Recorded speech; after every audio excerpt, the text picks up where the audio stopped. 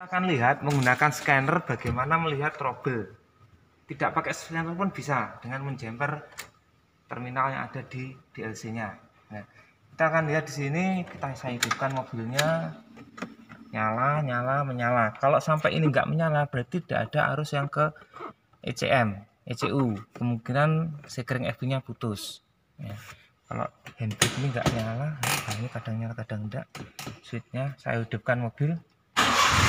Nah, milnya tidak mati, kemudian mati. Nah, saya coba lagi, curiga kita, saya hidupkan, mati milnya. Nah, kira-kira terjadi apa di sana? Kok milnya matinya agak lambat? Nah, kita cek, ya. Sudah kita hubungkan. DTC analis kita pilih, langkahnya seperti tadi ya. Oh, komunikasinya putus tadi.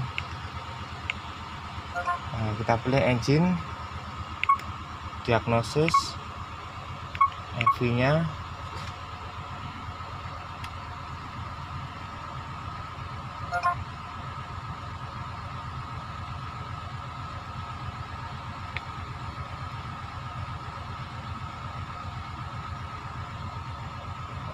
kembali lagi dia masih connect, belum connect. Nah, oh, intake air temperatur sensor.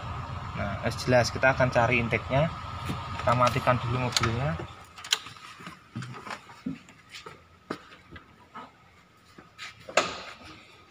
Nah, ini intake air temperatur sensor, bisa jadi kendor soketnya. Nah, ini ya.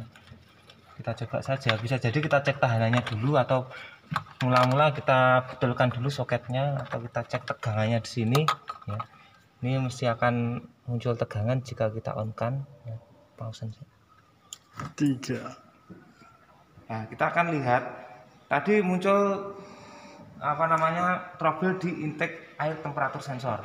Ini sudah saya lepas soketnya, kita akan lihat ada nggak tegangan yang masuk ke sensor. Nah, harusnya pakai akumulator digital, tapi oke lah, kita bisa saja pakai ini untuk deteksinya ya. Arahkan ke 10 volt, kemudian kunci kotak kita on kan ya.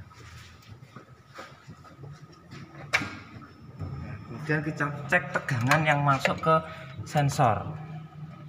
Harusnya avonya lebih kecil.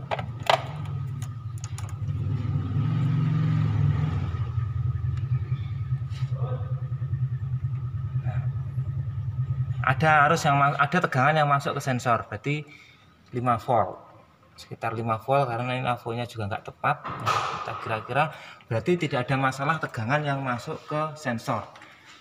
Berikutnya coba kita cek tahanan dari IAT-nya. Nah,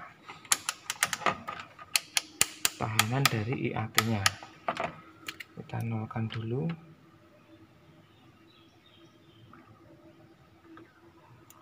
Ini tahanan IAT ada 2 kabel, terbaca atau tidak di sana?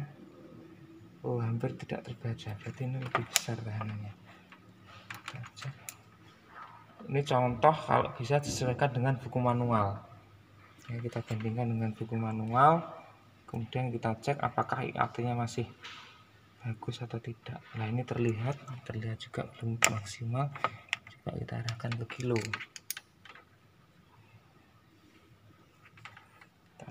Dulu.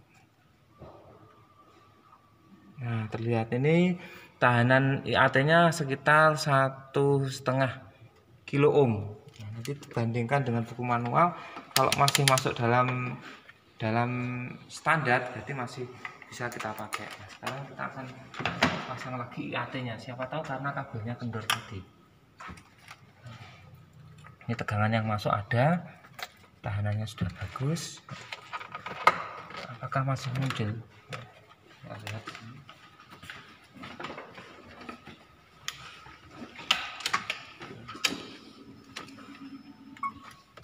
Kita hidupkan.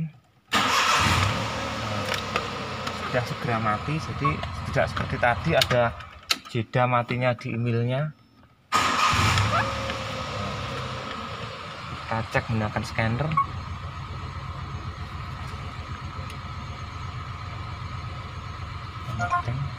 deteksi analis.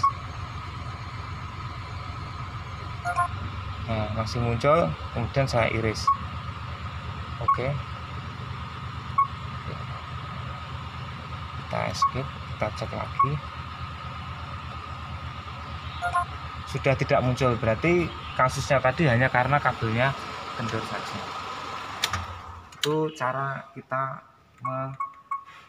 melihat trouble melalui scanner. Intinya satu, kita harus tahu dulu posisi sensor. Kemudian paham dulu berapa tegangan yang masuk, berapa tahanan sensor. Itu tidak perlu dihafalkan, dia di buku manual mesti ada. Minimal tahulah posisi sensor. Begitu kita tahu trouble-nya dari scanner, kita akan ke sensornya, dicek tegangan inputnya, kemudian kita cek sensornya. Nah, sekian dan terima kasih.